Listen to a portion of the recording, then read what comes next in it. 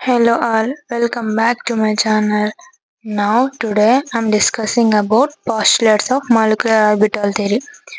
Atomic orbitals are combined linearly to form molecular orbitals through linear combinations of atomic orbitals LCAO. We can easily say that AOs are combined with MOs gives LCAO. We can represent it as below.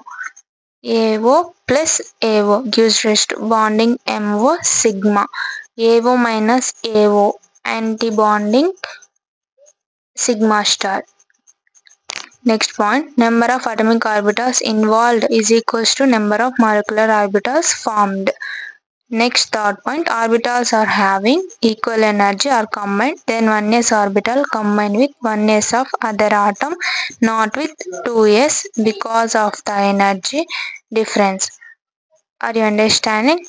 Next, fourth one. Both atomic orbitals and molecular orbitals should obey the Pauli's exclusion principle, Hund's rule, and Aufbau principle.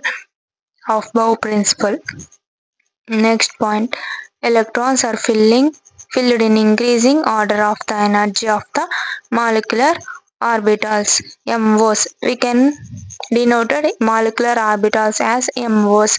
Next point, the lowest energy molecular orbitals is called bonding molecular orbitals, which is stabilized. Bonding molecular orbitals అనేవి stabilise అయి ఉంటాయి అన్నమాట. Next the highest energy MOs means molecular orbitals is called antibonding molecular orbital which is destabilized. Energy loss during the formation of bonding molecular orbitals equals the energy gain during the formation of antibonding molecular orbitals. Here it is a energy diagram. AO, AO, NBO, ABMO, BMO. ABMO means antibonding molecular orbital. BMO means bonding molecular orbitals.